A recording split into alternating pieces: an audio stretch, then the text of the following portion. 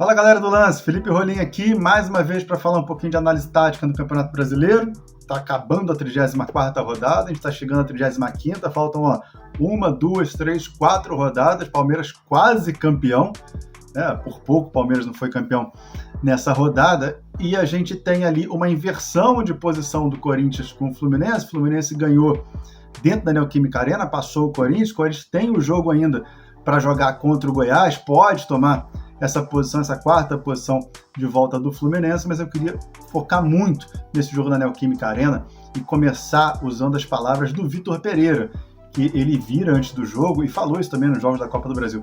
É muito diferente jogar contra o Fluminense. O que o Diniz faz é muito diferente de tudo. Vitor Pereira já falou muito bem do Campeonato Brasileiro, falou que encontrou aqui um repertório tático que ele achou que não tinha, que é diferente jogar contra o Santos, diferente jogar contra o Flamengo, mas o Fluminense, ele até brinca também, fala, poxa, não podia vir outra coisa, né? Depois dessa sequência do Corinthians de clássico, de final de Copa do Brasil, mas não tinha outra coisa para vir. Era a tabela do Campeonato Brasileiro.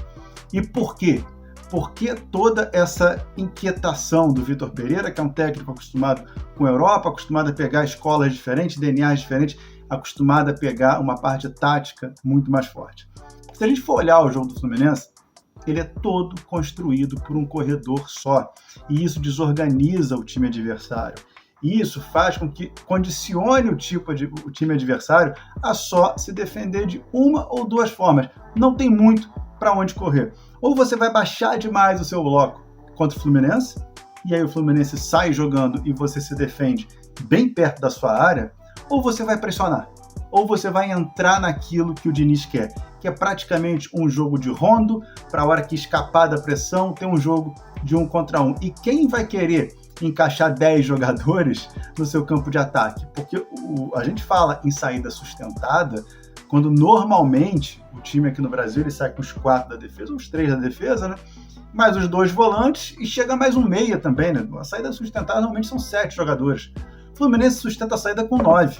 Só o Cano não participa da construção do ataque do Fluminense. A gente vê Cano, Arias, o Iago Felipe, que tem tomado a posição do Matheus Martins, todo mundo no campo de defesa.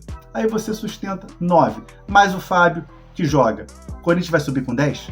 Ou vai subir com 9 que sejam e vai deixar o Cano no 1 contra 1, ou no 1 com cobertura, e aí vai deixar o Arias no 1 contra 1, ou Samuel Xavier no 1 contra 1, com a lateral que acelera demais? É complicado.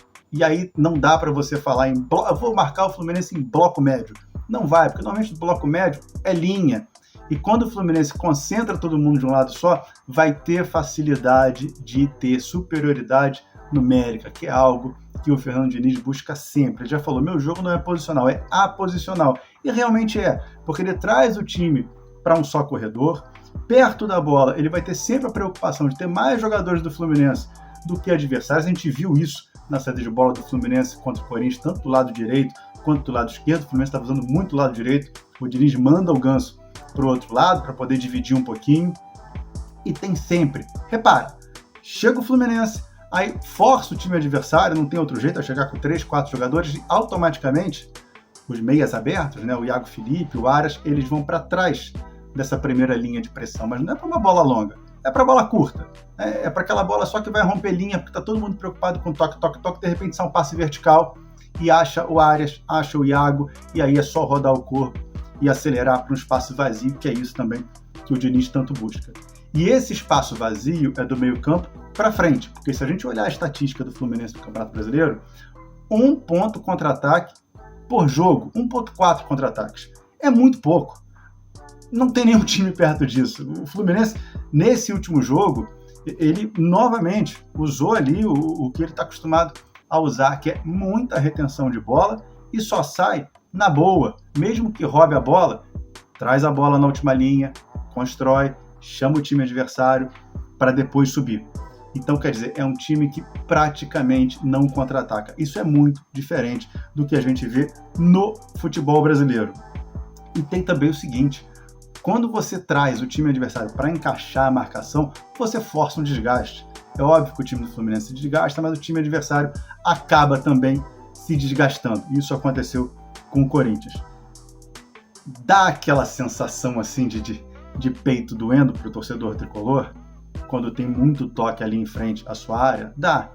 Só que algumas vezes que o Fluminense precisou sair no chutão, essas vezes resultaram em gol do adversário. Porque quando você está tocando a bola e alguém perde a bola, está todo mundo muito próximo, seja para tentar recuperar, para retardar a jogada adversária ou até para fazer uma falta tática.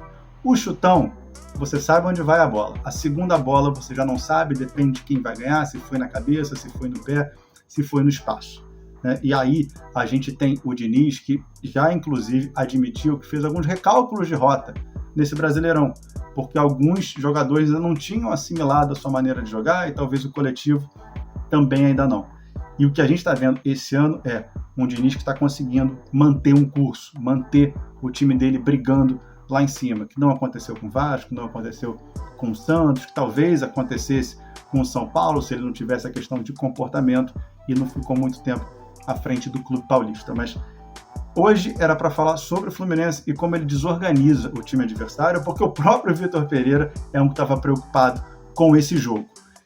35ª rodada do Campeonato Brasileiro, a gente tem uma briga boa aí pela Libertadores, a gente tem uma briga boa aí pela 2ª, 3ª, 4ª colocação, porque vale dinheiro, dependendo ali da colocação que você fica, você ganha mais no final do campeonato, e a gente aqui está esperando só o Palmeiras ser campeão, porque agora só o Internacional pode chegar perto do Palmeiras, e o Palmeiras, daqui a pouco, ganha esse título. Galera, daqui a pouco a gente está de volta na 35ª rodada para trazer mais um pouquinho de análise desse Brasileirão.